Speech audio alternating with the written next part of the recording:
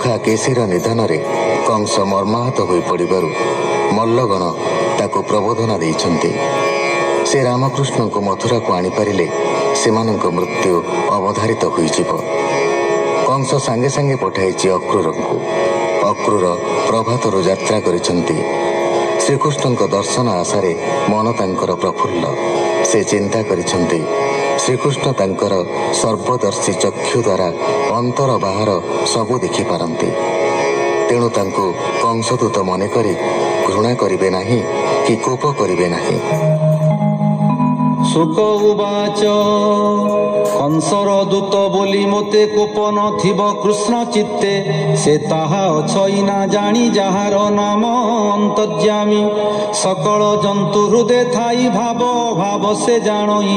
ମୁଁ ଯେ ଚରଣ ତଳେ ପଡ଼ି ଶିରେ ଅଞ୍ଜଳି ଥିବି ଯୋଡ଼ି। ଅଳପ ହସି ବାଙ୍କେ ଚାହିଁ ମୋତେ ଦେଖିବେ ଭାବଗ୍ରାହୀ।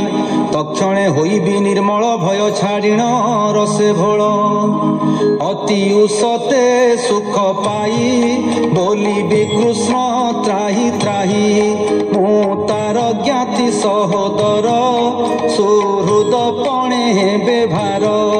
ମୋହର ବେନି ଭୁଜ ଧରି ତୋଳିବେ ରାମ ଦଇତ୍ୟାରି।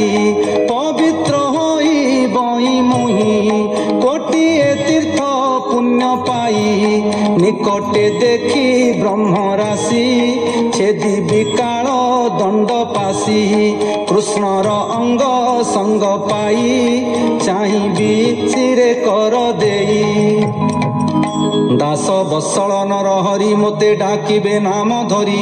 ପବିତ୍ର ହୋଇ ବଇ ମୁହିଁ ଆଉ ରହିବ ପାପ କାହିଁ। ତେବେ ସେ ଜନ୍ମ ସୁଖ ମୋର ସଂସାର ପ୍ରାଣୀଙ୍କର ସାର। ତାହାର ନାହିଁ ମିତ୍ର ଅରି ପ୍ରିୟ ଉଦାସ ଆଦି କରି।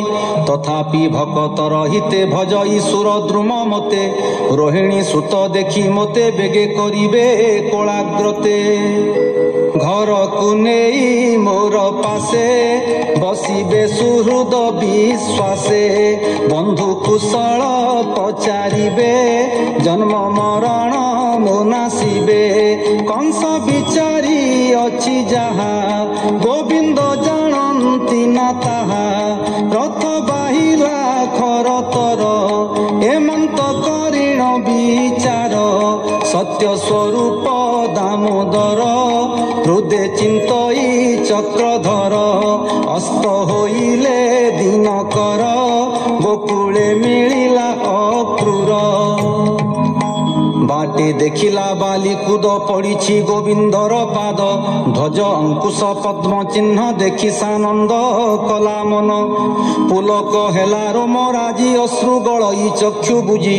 ରଥୁ ପଡ଼ିଲା ବେଗେ ଡେଇଁ ବୋଲଇ କୃଷ୍ଣ ତ୍ରାହି ତ୍ରାହି। ପାଦ ପଙ୍କଜ ଚିହ୍ନ ଧୂଳି ଅକ୍ରୁର ଶିରେ ବେଗେ ବୋଳି। ଲୋଟଇ ପାଦ ଚିହ୍ନ ପରେ ତାଡ଼ଇ ବେନି କର ଶିରେ।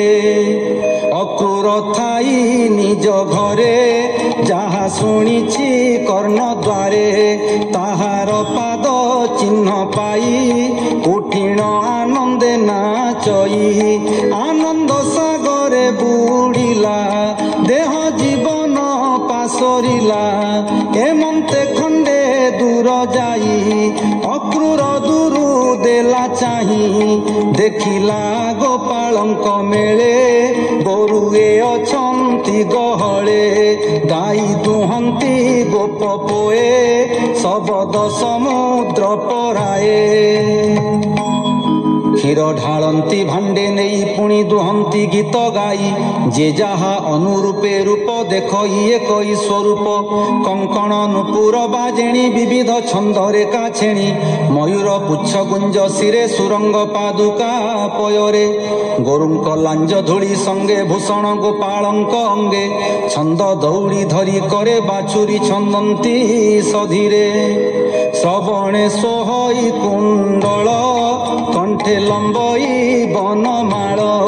ଅକ୍ରୁର ଦେଖି ବିଚାରଇ ରାମ ଗୋବିନ୍ଦ ନ ଚିହ୍ନଇ। ସର୍ବେ ଦିଶନ୍ତି ଏକମତେ ମୁଁ ଅବା ଜାଣିବି କେମନ୍ତେ। ଦାସ ବତ୍ସଳ ଭଗବାନ ଜାଣିଲେ ଅକ୍ରୁରର ମନ।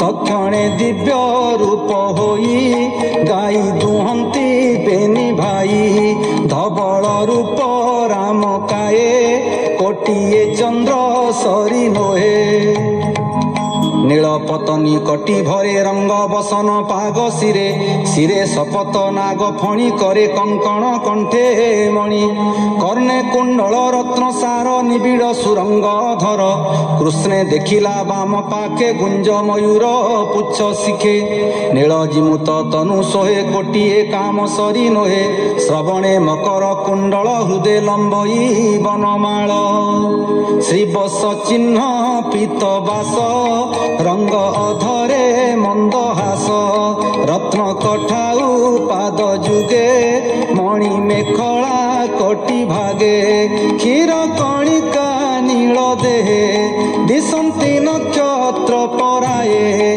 लोचन पद्म प्राय दिशि महामहिमा ब्रह्म राशि अक्रूर मने विचारई भेटिली प्रभु भावग्राही रथरु ओह्लाई अक्रूर पाए चालई स्नेह भर गोविंद निकटे मिलिला संभ्रमे लोचन बुझिला अभय पादे शिर देई पड़िला दंड